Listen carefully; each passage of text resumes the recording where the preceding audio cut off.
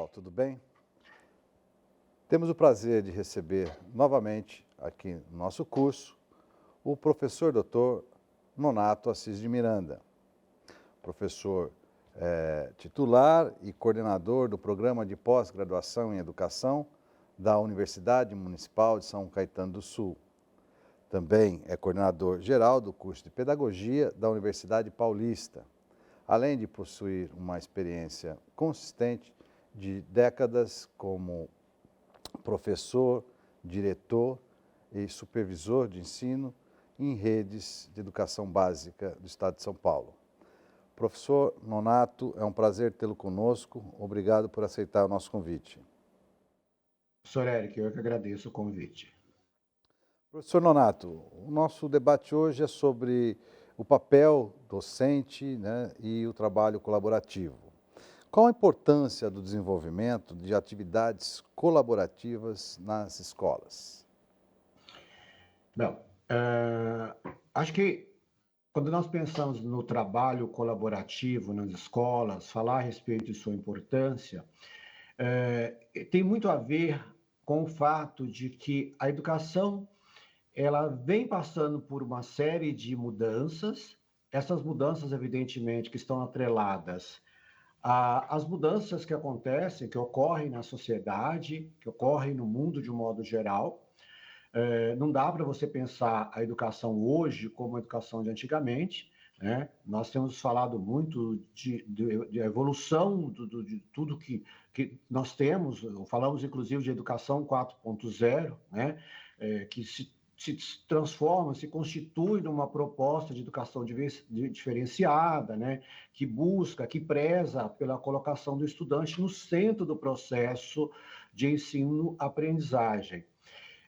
E para a gente pensar nessa nova perspectiva, evidentemente que você não pode desconsiderar a ideia, né, do trabalho colaborativo, porque, de uma certa forma, tudo isso vai privilegiar, né, vai priorizar a experiência, né, prática, a experimentação dos estudantes, assim como a realização, né, de projetos que, de alguma forma, permitam que esses alunos coloquem ali a mão na massa, efetivamente, que eles possam, de alguma forma, desenvolver práticas mais coerentes com aquilo que está presente na contemporaneidade, tá certo? Então, e quando você introduz uma proposta de trabalho colaborativo, existe uma valorização muito grande da criatividade, do trabalho do professor, assim como do próprio estudante.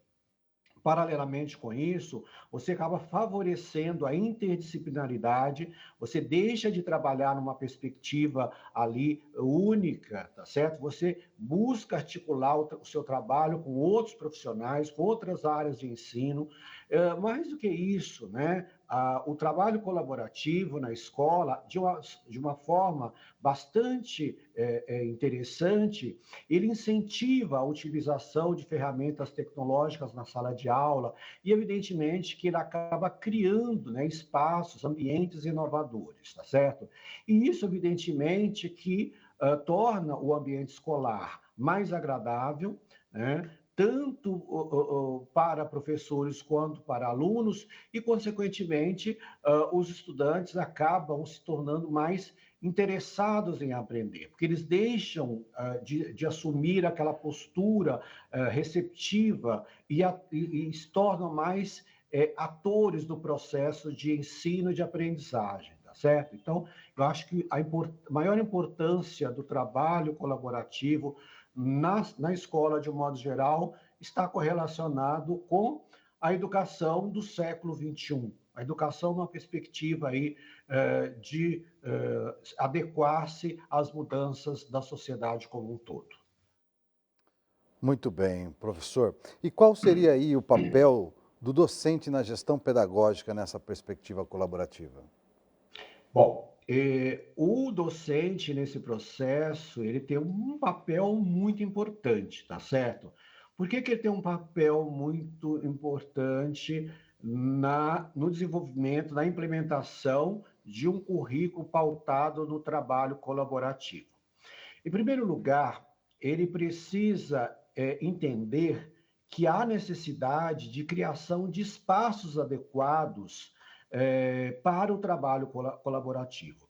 A escola tradicional, como todos sabem, é uma escola ainda, né, com grandes resquícios do modelo fabril. Então, a organização, por exemplo, de uma sala de aula, na perspectiva aí de um trabalho colaborativo, não pode seguir o mesmo modelo que utilizamos, por exemplo, em salas tradicionais, onde as carteiras estão enfileiradas, os alunos sentam atrás uns dos outros, né?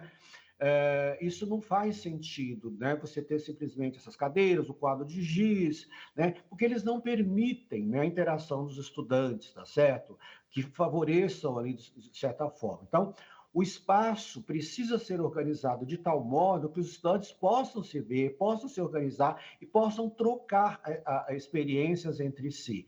E o professor tem um papel muito importante nesse sentido, não somente pelo fato de que ele tem autonomia de organizar a sala de aula de acordo com a sua conveniência, considerando ali a proposta de atividade que ele pretende desenvolver, mas pelo fato também de que ele precisa repensar a sua prática, não como mero transmissor do conhecimento, do que é comum numa perspectiva de aula tradicional, mas buscando atuar como um professor mediador, né? Que é um princípio aí essencial do trabalho colaborativo e, evidentemente, que ele está intimamente relacionado com o seu papel na aprendizado dos alunos, tá certo? Evidentemente, né, que a ideia, né, de transmissor de conhecimento, detentor de sabedoria, abre mão, abre espaço para um professor mediador do processo de ensino-aprendizagem, quando ele valoriza a aprendizagem colaborativa, a autonomia dos estudantes, o protagonismo estudantil, né, que está intimamente relacionado com essa ideia aí, essa proposta de trabalho colaborativo. Professor, outra questão: como os docentes e os alunos se beneficiam do trabalho colaborativo? Bom, todos beneficiam. Se você pensar que o trabalho colaborativo ele traz para si uma perspectiva de envolvimento, tanto de alunos como professores. O professor não é mais o único detentor do conhecimento, ele se torna um mediador do processo. O estudante, que era um mero receptor, se torna também sujeito do processo de aprendizagem. Ao fazer isso, ele, de uma certa forma, colabora com o trabalho do professor, porque você ministrar aula, você se tornar um professor que cria espaços para que todos possam interagir com você, certamente você considerar obter muito mais êxito naquilo que você se propôs a ensinar, porque quando você se propõe a ensinar, você elabora um plano de aula, um plano de ensino, depois um plano de aula, e, consequentemente, que você tem propósitos, né? Você tem objetivos e metas de aprendizagem. E a criação desses espaços, né, elas favorecem tanto a consecução dos objetivos de aprendizagem por parte do professor, assim como de ensino por parte do professor, quanto de aprendizagem para os alunos. E, evidentemente, que o ambiente da sala de aula se torna muito mais agradável, se torna muito mais proveitoso e, mais do que isso, né, existe a possibilidade, inclusive, da criação de ambientes para além do único momento ali da sala de aula, que hoje você pode se valer muito das tecnologias da informação e comunicação para que você possa fazer um prolongamento da sala de aula para além do encontro presencial. Então, a interação professor-aluno na perspectiva do trabalho colaborativo, ela tem grandes ganhos, grandes resultados, né? A partir do momento que os procedimentos mudam e todos estão comprometidos com os mesmos propósitos. Aí há uma soma de esforços, todos remando na mesma direção e, consequentemente, que os ganhos são para todos. Professor Nonato, há também uma discussão aí sobre valores, né?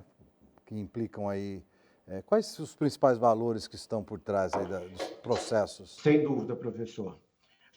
A questão de valores, né? Evidentemente que valores tem uma subjetividade muito grande por trás de tudo isso, né? Mas que valores nós defendemos, que valores para a formação dos nossos estudantes? Isso está intimamente relacionado, evidentemente, com o projeto político-pedagógico, está intimamente relacionado da escola, está intimamente relacionado com que tipo de homem nós queremos formar para qual sociedade, e evidentemente que isso muda conforme o tempo, o contexto no qual a escola se insere. Esses valores, evidentemente, eles estão pautados nas concepções que nós temos de formação de mundo, homem e de sociedade, tá certo? Isso permeia todo o currículo, isso faz parte, evidentemente, não do currículo oficial, mas daquilo que eu chamo de currículo oculto, que toda escola ela tem autonomia para o desenvolvimento do seu projeto pedagógico, projeto esse que é construído coletivamente, e dentro na perspectiva desse projeto, existem valores que são defendidos por aquele grupo, né, que foram amplamente discutidos e, evidentemente, que aprovados, né, pela coletividade e que fazem presente da formação daqueles jovens, daqueles crianças, daqueles ou adultos, dependendo da escola, tá certo?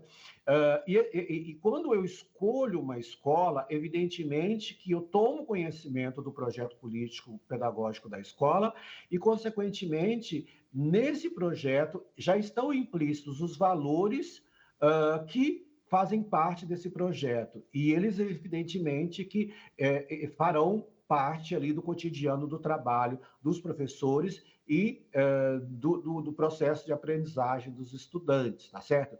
Isso não quer dizer que esses valores sejam eternamente ali discutidos, aprovados, conscienciados. Eles se modificam com o tempo, né? Porque o processo aí de mudança social é grande e, consequentemente, os valores vão mudando e a escola é um espaço privilegiado, a escola, a universidade, são espaços privilegiados para a discussão desses valores e verificar o que deve ser modificado, o que deve ser excluído, o que pode ser acrescido, considerando aí, evidentemente, a concepção de homem, mundo e sociedade defendido nesse projeto político-pedagógico da instituição de ensino.